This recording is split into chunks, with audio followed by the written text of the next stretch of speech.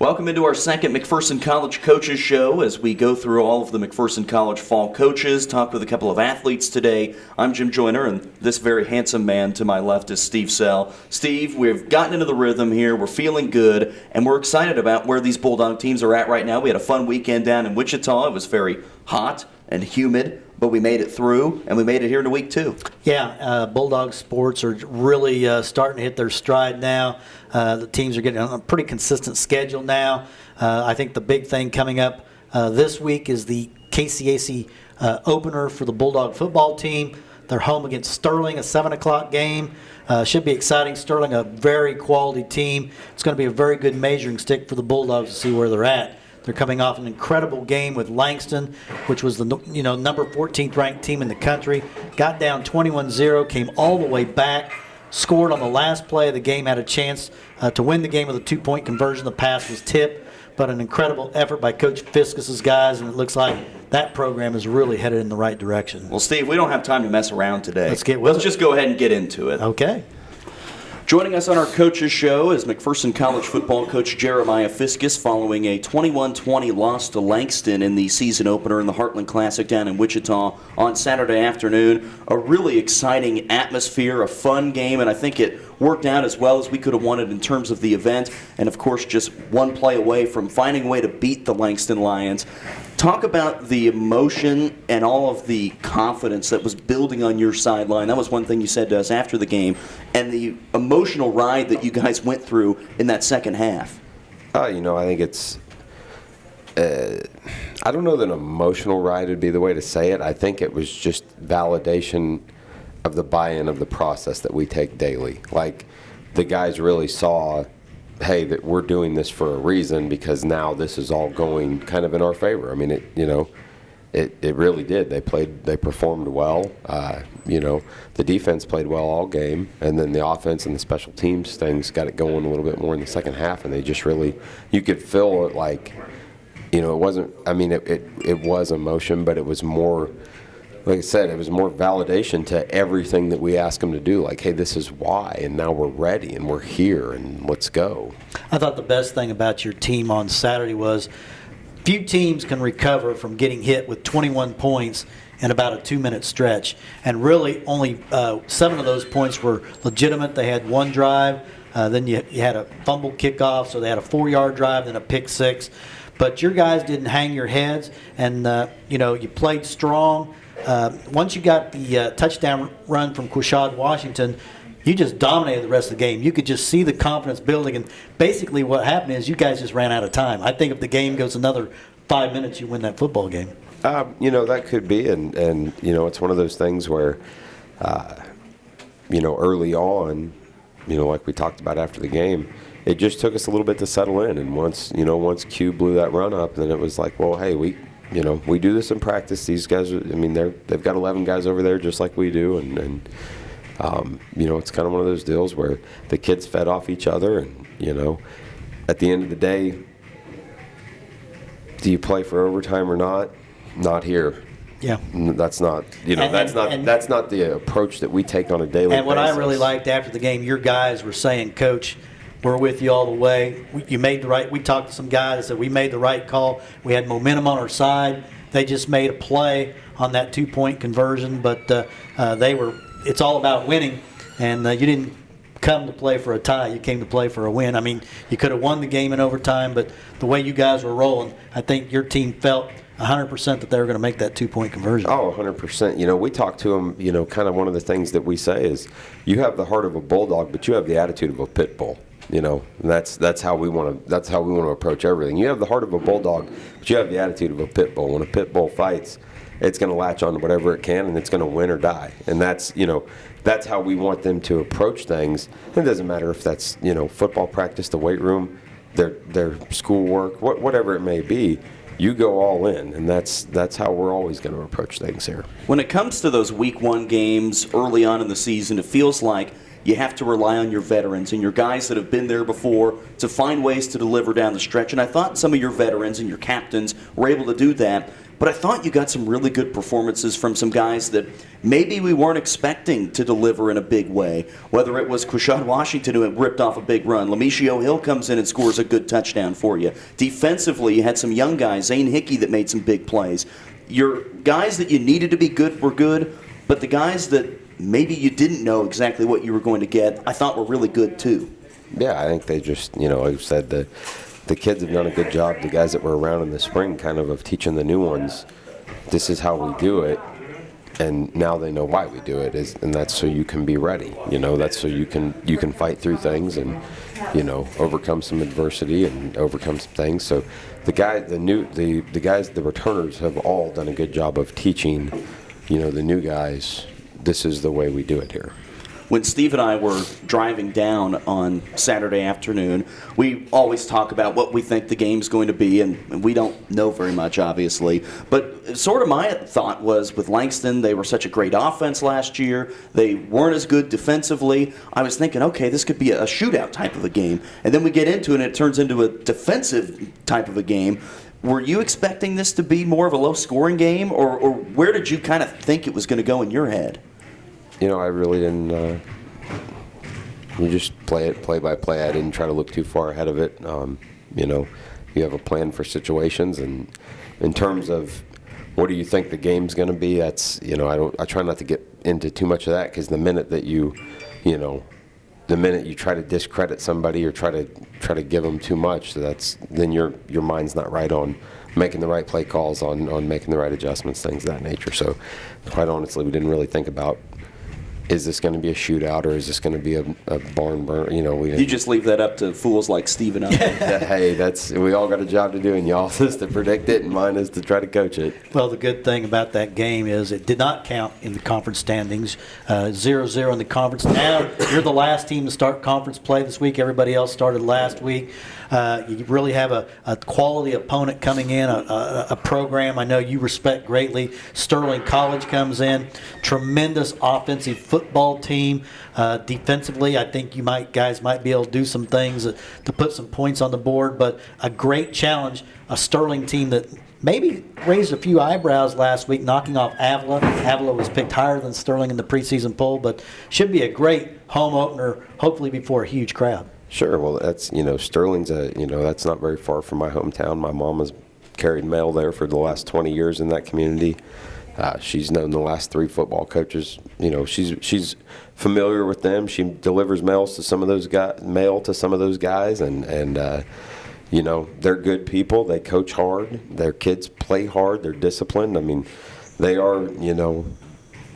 Their program was founded. I know the guy that kind of got that thing going, Andy Lambert. He's down at Southern Naz now.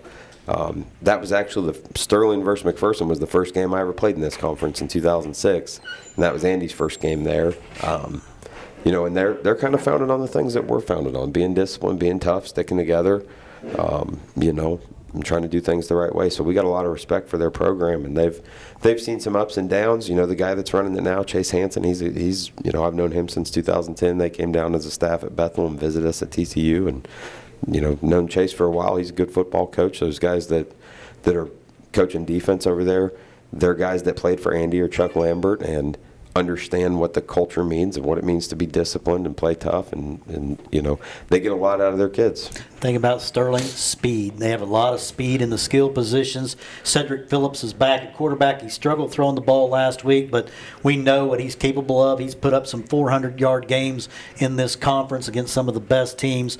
Butler, who was the quarterback last year, is now a wide receiver, and then they have a really terrific running back. They've kind of got the triumvirate, the quarterback, the running back, and the receiver, that like a 3,000-yard passer, a 1,000-yard rusher, and a 1,000-yard receiver. Sure, yeah, they have the ability to be really explosive on offense, and the thing is, they knocked off Avila, but I know that they didn't play their best offensive football because that was the quarterback's first game back. He did not play last year because of an injury, so he'll be a little more tuned up this week. We'll have to really show up.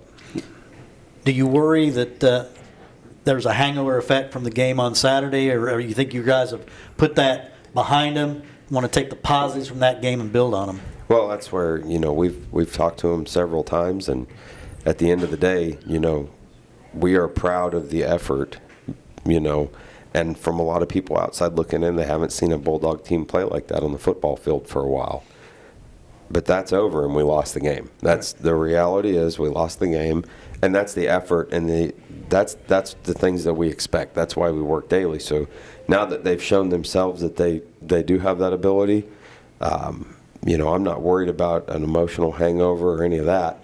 But we have heard enough good jobs. They've heard enough. I've heard enough. It was nice to see everybody go hard. But that's what we are about. So there's enough good jobs for a loss, and it's time to move on and go find a win. That's we're playing for victory, and that's what we want. So, and they know that. That's we've had that conversation. Our approach is pretty straightforward with all of these kids, so they understand. You're going to be told some things because people are proud of you. I'm proud of you, but that's over. We lost, and we're moving on. Well, we're hoping that you'll make it 1-1 on Saturday night here at home against Sterling, 7 o'clock kickoff. Coach Fiskus, best of luck. Appreciate you guys. Have a good week. Thank you. Well, joining us now on our Coaches Show is our first athlete interview of the fall, and a guy that played really well in the Heartland Classic against Langston on Saturday. He is Ronaldo Gaggiano, and I'm sure you get this all the time, but being the Australian man on the team and probably one of the few Australian people in the city of McPherson, I'm sure people want to talk to you about that a lot. So let's talk about Australia. Number one, do you kick rugby style? If I had to, yes, I do kick rugby style. Number two, did you play Australian type of football or rugby growing up, or did you get to play some American football before you got here? I've been playing rugby union since I was 10 and a lot of different codes of sport, but I played football 2 years prior to coming here. So as we look back to Saturday's game against Langston, you had a really big interception that's set up early on in the game with a nice turnover there. You had a sack, you had a tackle for a loss. Walk me through your first game of the senior year against Langston on Saturday. My first game coming out, this was honestly the first time I really got a chance to start on the field and actually get some good game time. So coming out, my senior year, I knew I had to just play, put everything on the line, and that's exactly what I tried to do. There wasn't a play that I wasn't trying to do something or make something happen, so yeah. You had to be really happy with the way your team's defense played on Saturday. Langston came in, reputed to be this high-powered offense. You hold them to less than 300 yards. And really, you did not allow a point in the last three quarters. What was the mindset those last three quarters after you got down 21-0? Did you feel like we can't give up any more points? Or did you feel like the offense maybe could catch up? Or what was your mindset? After those 21 points were scored, our defense still wasn't rattled. We still had no heads dropped. We were confident, and once we did have our first 3 and out, there was no stopping us. We were on fire. Everyone on the team making some great hits, and not one person that we couldn't rely on out there. What's different about this year's defense compared to last year's defense? Because you got quite a few of the same guys, but obviously this unit this year has really tightened up over last year. I think one of the major things is the coaching changes. This year I feel like no one's playing for themselves. We're all playing for the Bulldogs. We're all playing for Coach Fiskus and our respective coaches. So the coaching change I think is a major one. We're playing for each other rather than ourselves. Well, I think looking into the Langston game still, I'm sure there were a lot of guys on your defense that were looking at what Langston did last year with the amount of offensive numbers that they put up, but it felt like you guys were a very confident bunch and still missing some guys that by the end of the year could be really key contributors defensively. Did you feel that extra confidence going into this game, or did you feel like you had something to prove against Langston? Definitely. I don't think there's been a bigger game that wasn't even a conference game that we played on Saturday. For some reason, this non-conference game meant a lot to everybody. And I feel like, everyone was ready to prove something. Obviously, you played a great game on Saturday, but now you got to put that behind you. You start conference play. That was the good thing about Saturday. It was not a conference game, so you haven't yet to play a game in the KCAC. Sterling comes to town. Obviously, another big challenge for your defense because Sterling has as much speed as any team in the conference. And what have the coaches said about Sterling coming into this game? They said they've got a good power offense. They've got a lot of screens coming in and a lot of trick plays. So just getting ready for everything that they're going to throw against us. Ronaldo, what are your plans after graduating? Do you want to stay here in the States? Do you want to go back home? Do you want to go somewhere else? What do you want to do? Hopefully stay here in the States, get an internship in my degree, and hopefully work here in the States after I graduate. You have a city in mind that you'd like to be at? Not a particular city in mind, but a big city, hopefully. What's your major? My major's mathematics. Oh, then you'll find a nice place to be. No problem. No problem. Steve and I aren't very good at math, so don't take any advice from us. Well, congrats on a great first week, and we're looking forward to a fun game against Sterling. Thank you very much. Thank you, guys. We're joined on our coach's show by McPherson College women's soccer coach Mark Olson after a loss on Saturday as they took on the Doane Tigers here at McPherson, and they fell 1-0. And Coach Olson, one thing we talked about last week as you guys fell to 0-3 is finding a way to get shots, create offense, score goals. Ultimately, you didn't score goals on Saturday, but it felt like your offense was there as you fired 19 shots, 10 of them on frame. What was the difference in that this weekend? Well, we definitely created the opportunities, and that's something that we worked on last week. We started the season off working on defense, and then we added the offensive part, and we created enough opportunities. And soccer is it's a cruel sport. You can dominate the game, outshoot them. Came down to we just didn't finish, and we need to put the ball in the back of the net. Looked like Christy Silber had a really nice game in goal. A couple years ago, she was, I think, the top or second best goalie in the KCAC. Now she's kind of returning to that form of 2 years ago. Looked like she had a really nice game. Yeah, she played phenomenal. She's a staple in the goal. You can count on her, rely on her. I mean, she does a great job every game. Doesn't matter who we play against, she's ready to go, and she does a great job. Offensively, who were some of the players that created the opportunities? Because when you get 19 shots, obviously there's some players really stepping up. Yeah, Dina Dur Vartanian, she's a senior this year. She was able to get in on a few.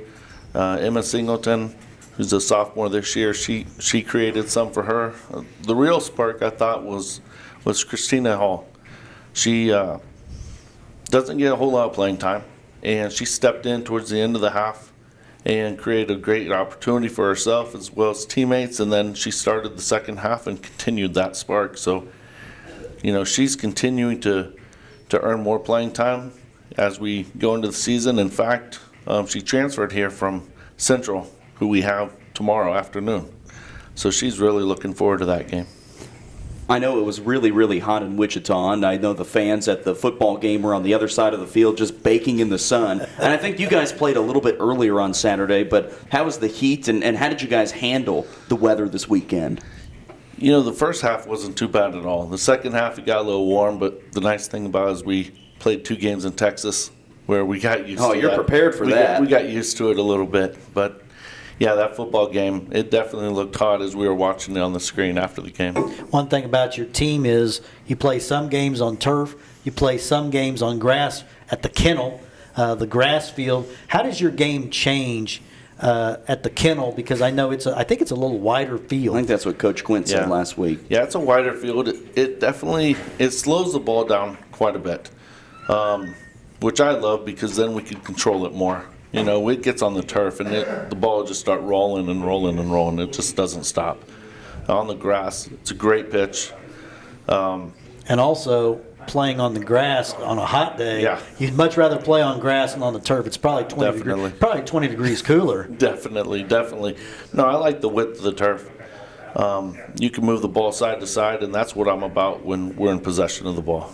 Well, you mentioned that you guys will be playing Central Christian this week, and this will be airing tomorrow night at 6 o'clock, so we're probably talking at 6:15, 6:20, meaning you've got just enough time to head over and watch the game at 7 o'clock. What's the scouting report on the Tigers across town? They have speed on the outside. They have a brand new coach this year. She was, I believe, the assistant the last couple of years there. So they're a well put together team. I think they returned quite a few players, but they definitely have those speed players on the outside, and so far they've been creating and They've been scoring some goals. Yeah, they've been scoring some goals. So we'll have to be sound defensively again. So I'm very proud of our defense. Our defense is taking care of the business. We just need to put the ball in the back of the net. And then coming up on Sunday, taking on Hastings with an early Sunday morning kickoff. How did that get scheduled? Do you blame the SID, or would you rather play a Saturday morning game? Playing against Hastings, I'd rather play them on Sunday because Saturday they're playing someone else. Ooh, that's a good thing then. So it's a back-to-back weekend. They come to Kansas. Done a good job by the SID. He's done a phenomenal job sometimes. But no, I mean they're going to be playing on Saturday, and then they'll come here on Sunday. And Hastings is, I mean, they're a nationally ranked team. They're a solid team. And one thing I did this year was, well, compared to last year I had 5 nationally ranked teams for the preseason, and learned my lesson there. And we went the other way, and I wanted to make sure that our team got someone in the top 25 to play against, because that's the expectations. That's the direction we need to go. So I'm very pleased that we were able to add them as our last non-conference game. Well, Coach Olson, best of luck not only tonight, but coming up on Saturday or Sunday as you take on Hastings. Wonderful. Thank you, guys. Thank you, Mark. Good. We're joined on our coaches show by McPherson College volleyball coach Corey Cahill. After a 1-2 week last week, we were talking on Wednesday night and promoting the big game against the Bethany Swedes, which you guys ended up falling down 2-0, won the next 2 sets, and then came back to eventually lose in the 3rd set, and then over the weekend split with Roosevelt and Hastings. Let's start off with the Bethany match, and this was another one that was a conference match, but wasn't a conference match. And so you guys got off to a start against the Swedes. Walk us through that first match here at home. Yeah, so I mean, it was coming into the match knowing, me and my assistant knowing that they are a much improved team from last year. They are a whole different squad, and they have some new pieces in there that are doing really well. And I think that we came out a little flat. We kind of thought, they're improved, but we're gonna have this match, and it showed. We got pressured early, didn't know how to respond early, and then we kind of leveled out and started playing our game. But it was a little too late. We couldn't quite get our serve and pass going. We couldn't quite get our offense clicking. We had a lot of issues that they took advantage of. They took advantage of our mistakes really well and did a great job of capitalizing on them. And after the match, we came to the realization as a group that we need to approach every match the same, and we can't look at any opponent as if it was last year, or as if we were last year's team, and we have to just take every step one step at a time. I tell them every day that this is a staircase, and every match is a step that we have to take, and if we look past the stair, we're going to trip, and that's what we saw on Wednesday. One thing that I love about volleyball is that it can be a really great environment when you have a big crowd, you have a bunch of people in the house, and you guys had a huge student section. And volleyball, you already get all that energy with the girls at the end of the bench screaming and everybody's jumping around the whole time. But when you get a packed environment like that, I feel like it takes the amplitude up big time for a match like that, and it felt like it was a conference championship match, it looked like. Yeah, I mean, I thought the crowd was incredible. The fans were incredible. The energy in the gym was awesome. It was a great environment. I think it shocked the girls a bit. I think it took them a little off keel a little bit. Just didn't expect. I mean, I don't think they expected to have a crowd like that for our opener. So it was great to have that support, and we hope to continue that, and hopefully we can show up next time. And one thing this will do, it'll serve motivation when you do play them in conference play. That's the one you want to win. If they're going to get one of them, this was the one you'd give up, but you want to win that one when you play in the conference. So obviously, you guys will learn from that match the next time you play them. Yeah, I mean, they, like I said, they're a quality team, and it was good to kind of get that under our belt now and learn now rather than later when it really matters. All of our matches up to this point, and even going into this weekend, it's all learning experience, trying to prepare for what matters, and that's conference play. So. And one thing we talked about, you guys have played as difficult a schedule as anybody in the conference. You have not shied away from anybody. You went to Hastings on the weekend. Hastings, of course, a quality team. You played 2 matches there. You beat Roosevelt pretty handily, and then you lost to Hastings. And I think it was Hastings that handed you your first loss last year after an 11-0 start. But talk about the weekend up there in Nebraska. Yeah, so, I mean, we go up to Nebraska knowing it was going to be another tough weekend. Roosevelt, quality team, had a pretty quality group, really good outside hitter that that was one of the better outsides we played against. Really good ball control, pretty good setters. I mean, they were a good team, and we made some changes, we made some tweaks to our offense, and things just really clicked for us. And it looked really good. So we were really happy with that going into the Hastings match. And up against Hastings, I would say Hastings is the best opponent we played all year. I mean, they were that good. They were in system at all times. Their setter ran a great offense. They were gigantic on the pins. They really worked their offense around our weakness. Their big right sides were 6'2" and 6'3" and athletic, and they just kept setting them against our smaller blocker of Riley Bradbury's 5'6". So they were matching up pretty well against her, and they did a good job. And we battled. I mean, we served and passed pretty well. When we served really aggressively, we got them out of system and kept them on their heels in those final two sets. And I mean, overall, we got some really positive feedback from that game, regardless of the outcome. You talk about Riley Bradbury. She seemingly has been one of your most consistent players this season. Match in and match out, her numbers are generally up there at the top. Yeah, she's doing a great job. I mean, we got to get her, maybe a little more consistent in offense, but her overall being one of our only 6 rotation players, consistently match in and match out. Again, finding her to break through that role-playing role and getting her to break into that stepping up and being that person role, taking over, and she has that potential. She has that ability. We just have to get her there.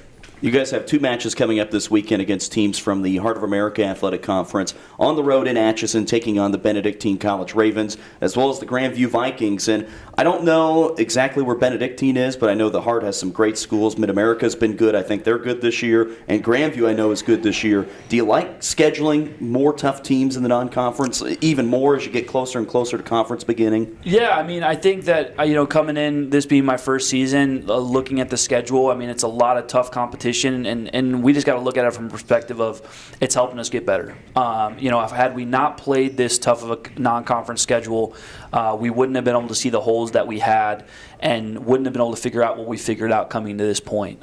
So I think that it's a really big positive going in through this non-conference schedule and competing against such high-level competition to where we can kind of figure out those holes, figure out what we need to work on, and then hopefully prepare that much better for conference play. As you look at the conference so far, I know there's been no conference matches, but who have been the teams that have kind of maybe separated themselves or put themselves a little higher above the other teams? I think Ottawa's doing a great job. They played, again, a pretty tough schedule in comparison to what we've done. They've had a very similar schedule. Really, I think that Ottawa's been really the main one that separated themselves from the pack. Otherwise, I mean, St. Mary has done a really good job this year, but again, hasn't played as tough of a schedule, so it's kind of hard to gauge. And a couple of other teams, Bethany, like I said, they're much improved, came into our gym and beat us, so that makes a stamp in my mind. So now they have a target on their back from us, and we're ready to go. Well, Coach Cahill, best of luck this weekend, and hopefully you do well against the Heart of America. I appreciate that, guys. Thanks, Coach. Thank you. Joining us on our coaches shows, we have another athlete on here at the end of this show today, is volleyball player Sydney Burton. She is transferred in from Northwest Missouri State, and I was trying to dissect where you were from because it says Stillwell on the roster and being there from the Kansas City area, but you've bounced around in all sorts of places. Now you've landed here in McPherson. How have you liked your time since transferring here? I've really enjoyed my time. I think it's a great group of girls coming back from a season that they did so well. They have a lot of pressure on themselves, but I think they've really handled it well and just ready to form this new team that we have now. And I think it's just gone great so far. And, I've really enjoyed just being at a smaller school in general. The support that we had at the Bethany game was unbelievable, and I've never been in any type of surrounding like that before. So, seeing that was really great, and I'm really excited to keep this season going. How are things different from a school like Northwest Missouri State, a Division II school in the MIAA, coming here to the KCAC and an NAIA school? It's really not that much different. At Northwest, I went to a couple tournaments in the spring and played some NAIA schools. I've actually played Hastings before, so I knew the level that I was going up against when I went to play against Hastings. I definitely think the NAIA school has more of the school support because so much of the school is athletes. That's something I'm definitely seeing, so I'm really enjoying that. What would you say has been the most positive aspect about your team so far this season? It's been a kind of an up and down season so far, record around 500, but what's been the best part about the team so far? I think the best part about the team so far, just playing wise, is that we're able to forget about the bad games that we've had and the bad moments that we've had, and able to show up in practice and just be ready to fix those things. I've never seen anyone just be down and stay down. We're able to just let it roll off and keep going.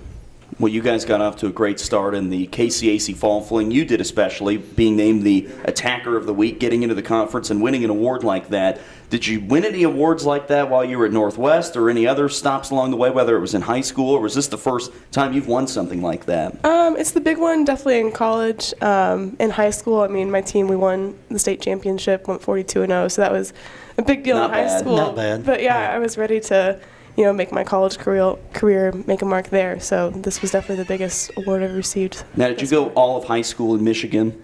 Yeah, yes, I did. And I'm sure you've been around some of the girls that have played Kansas high school volleyball. I don't know a lot about Michigan high school volleyball. What's the level of play like there compared to some other places, Missouri or Kansas? Well, we played Lawrence Tech at one of our tournaments so far, and they're all Michigan girls. I actually knew a lot of them, knew the coaches. They were my club coaches in high school.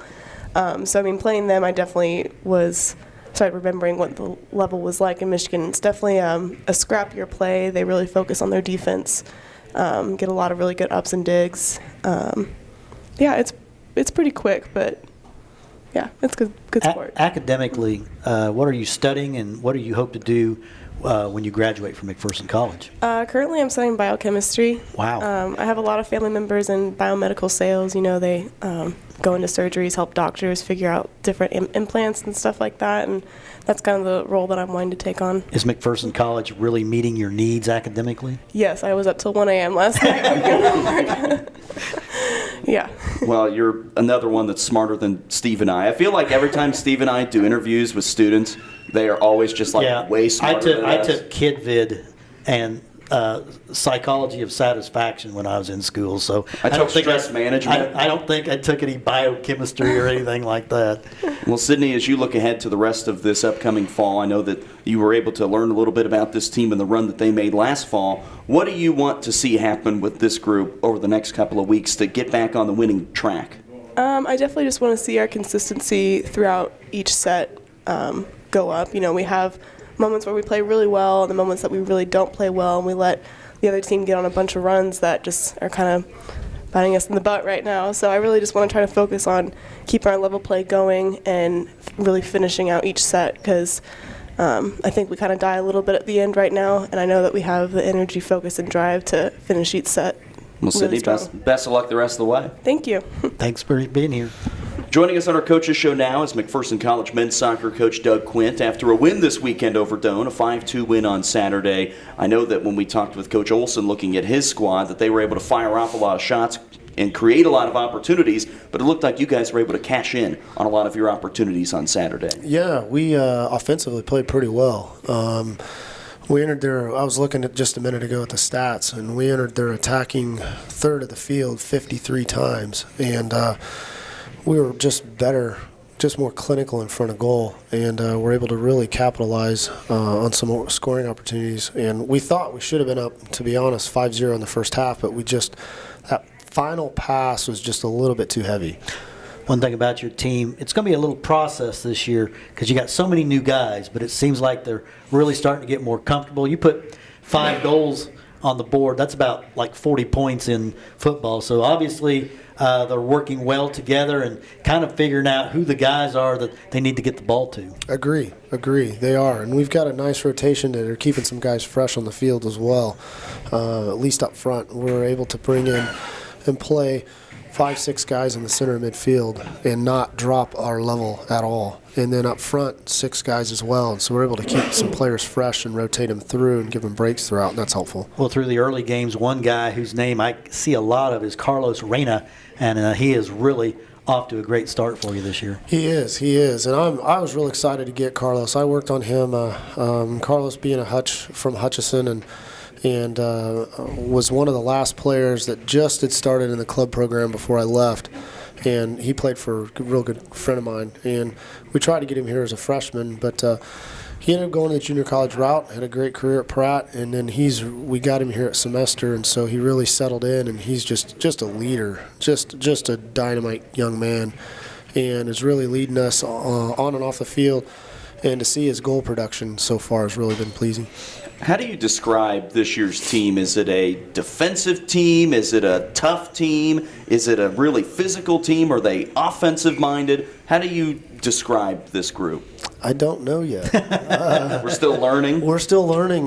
They've got all those qualities, to be fair. We just haven't found our niche yet in terms of what we're really good at and maybe what's a weakness we need to try to cover up. We still haven't found that yet, and that's something we're definitely going to see on Wednesday night against Concordia here. And one thing you've been doing, playing a couple goalies, trying to find the hot hand. Right now, Valentin Bravo. It looks like he's kind of stepped up as maybe the guy. Colby Swift, I think, played some. But you're looking at both of them right now. Yeah, we are. And then you ought to see the senior come back in the swing of things. TK, he's finally healthy off of what we thought was going to be a broken toe. He's been in practice for a couple weeks now, and so he's back in the mix, and he's a good keeper, and so we're glad to have him back and healthy. So there's 3 competent goalkeepers, and it's certainly a battle to see who's going to be take that net. If we could combine all 3 of them into one keeper, you'd have one of the best keepers around. They just all have a quality that somebody else doesn't, and so that's good and bad. From Saturday, I know it was very, very hot, and you guys got started about the same time that we did down in Wichita with football. And I know that the subbing rules are a little different at the college level, similar to the high school level, where you don't just have to play 3, you can play as many as you need to. How many is the guys how many would you like to play in a game? How many is too many? Would you like to be more than about 13? But what's your spot of the guys that you want to be rotating in? Yeah, about 16 players is usually a good number for us, because from the sub, we can't, once we take somebody off in the first half, we can't put them back on until the second. Right. And it was not hot, in my opinion. Really? Compared to what we dealt with in Dallas, Texas. I was really hot at the press box. That was not hot. Over the Labor Day weekend down in Dallas, now that was hot. And humid, and you could see some of our European players really gasping for trying to breathe, trying to air, and so we used a lot of people down there. Well, as you guys look at what's coming up this week, you've got Concordia at home tonight, which would be Wednesday whenever this airs, and then you will be at home against Midland at 1:30 on Saturday. A couple of really tough GPAC teams. We talked about that league last week and how tough it's been. What's this week look like in terms of those 2 teams and the scouting report on them? Yeah, very tough. Concordia is coming off, they beat York 3-0, and then they're coming off a victory. They just absolutely pounded Mid-American Nazarene University. And Mid-American Nazarene, as you know, is top 15 usually every year. And for them to win, I believe the final score is 6-0. Whoa. Was pretty impressive. And so we had a really good match with both of those teams last year. Concordia, we felt one got away from us. And they return a lot of upperclassmen, so they're going to be about the same what we saw last year, very competitive, very offensive-minded, physical group. And then Midland, we don't know much about Midland yet. Typically, they're in the top third of the GPAC, and so we expect them to really be challenged this week. And then it's nice, after that, we've got a break before we, I think we have 10 days off before we start conference, which is really going to help us get some guys healthy. We had 2 guys we lost this weekend, and then another one yesterday in training. And so we don't know what that is. We're trying to get a grasp on that. But at this level, you can't lose players like that. So. Well, and hopefully over those 10 days, the temperature drops about 10 degrees as well and makes things a little bit better for the rest of the way. October is going to be nice. I love the fall when it gets later. I'm a winter guy, so the colder it gets, the better. Well, Coach Quint, best of luck this week and a couple of chances to come see the Bulldogs at home this week. Thank you. Thank you very much. Thanks, Coach. All right, we're joined on our Coaches Show, our final interview of the Coaches Show. I think you've got a good spot at the bottom of the order. This is cross-country coach Kendrick Clay. I think you're a good 9-hole guy for us. You got to wrap up the show. That's a big responsibility. But you guys had another big weekend competing down on Saturday morning in the J.K. Gold Classic down in Wichita. Give us a little recap of that event and how you thought your runners handled everything on Saturday morning. Yeah, there were roughly 21 teams represented in both races, 15 complete. And there's some significant improvement. I have to usually take a step back and look at the numbers after the race because I don't have all the data in front of me. But some things really stand out.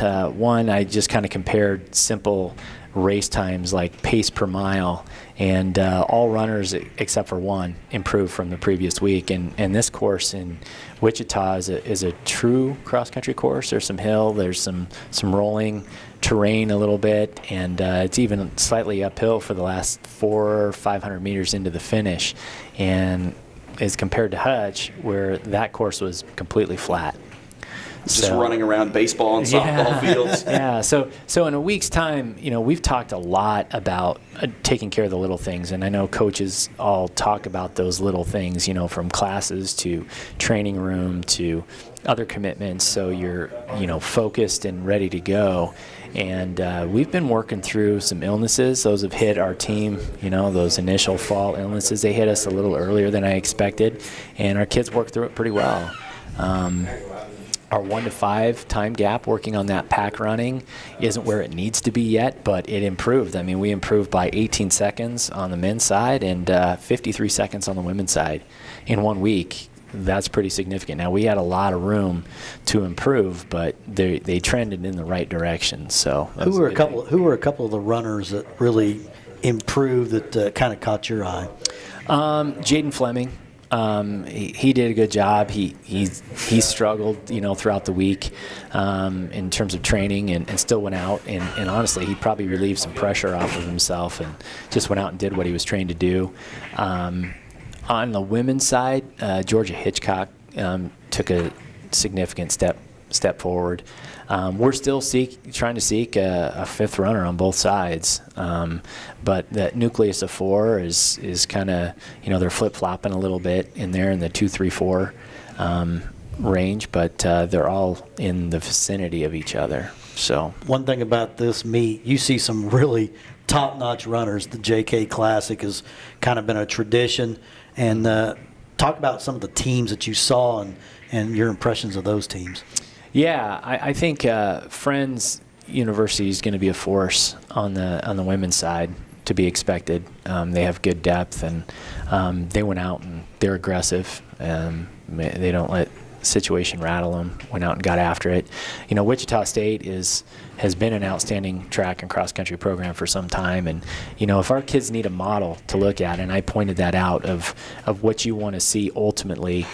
They were near a perfect score there for a good part of that race, where they had the front 5 spots. Wow. And they were all within a few meters of each other, especially the first half of the race, and that's where you've got your program operating on all cylinders. Those two kind of stand out to me a little bit. We ran against a lot of KCAC schools, and Southwestern is better than they're ranked right now, and Kansas Wesleyan has some solid runners as well. Well, one thing I wanted to ask you about is I've looked through your resume and all the different spots that you've been. You've been on the track and field side. You've been on the cross-country side. What are some differences at the college level from coaching cross-country and coaching track and field? Just in terms of the approach, there's definitely a real true team concept in cross-country where you're all in the same race at the same time and placing matters. We put a lot of emphasis in our culture on outcomes like race times and personal best, and those are good things because they indicate. But ultimately, what you want to do in cross country is get 5 runners to cross the finish line as far up into the field as possible, and your 6, 7 runners displace. Track, it's a little bit more organized chaos. There's obviously a team concept to it, but it's a little bit of a circus out there with events going on in different places at different times, and you have to be a little bit more creative as a coach to really generate that team concept and that connection, and that's something I know Coach Alexander is going to be working on here. So, when someone's not competing, and say if they're a sprinter, that they're around the track observing what's going on with the distance runners, and vice versa. Maybe we're going over to the throwing ring and watching what our throwers are going to be doing when they're throwing, and then there's that shared experience. Couple of weeks off now. Does the break come at a good time? Yeah, we need to get healthy. Training accumulates, illness accumulates. They're going through probably first round of exams and papers and stuff right now. So that's good. We're considering going over to Bethel here next weekend. That's not on our initial calendar. I'm a little nervous with what may occur with the meet at Tabor. And I don't want to be left without a race until we go to Hayes in October. So we may add that and do some different things strategically at that meet, but still get into a setting where we can do some things to help our fitness and focus. Well, Coach Clay, thanks for the time today, and Steve and I will bring our blazers for next week. I'll dress down. We will wrap up our McPherson College Coaches Show, week number 2. Steve, it's in the books. We have a busy week coming up. We have a busy weekend with home events, but it's an exciting time to be with the Bulldogs right now. Well, it's a great day to be a Bulldog, Yeah. as they like to always As say. Coach Anderson would say. Yeah, as they like to say around here. But things are really starting to hit their stride. Some of the sports are going to be getting into conference play here pretty soon. Football gets into conference play, but volleyball, soccer, they get into conference play. And that's what it's all about. You want to see where you stand with your peers in your conference. Well, Steve, let's go through one more time where to access this show. Number 1, you can always listen from 6 to 7 live on 96.7 FM, KBBE in McPherson. You can go to midkansasonline.com at that same time, as that is where you can listen to this event live. Let's say you are a busy man. I'm a busy 6 to man. 7 o'clock, the Brady Bunch is on or something, and you can't listen on Wednesdays live. You can go find it on our podcast page at soundcloud.com/KBBE Sports. Let's say that doesn't quite do it for you. You need to see this. that probably You need to doesn't do see it. all of it. You need to see the video. You can go to MacBulldogs.com. There will be a link to find it there through YouTube. I'm sure on their YouTube channel as well at McPherson Athletics. As Jeremy Nelson, SID extraordinaire, says, yes, that's where it will be. So you have a ton of different places to be able to go see this, but of course, we're rolling. Week number 2. Everybody knows that by now. I think so. So it's been a fun week, and looking forward to the weekend. For Steve Sell, I'm Jim Joyner. Thanks for listening to the McPherson College Coaches Show.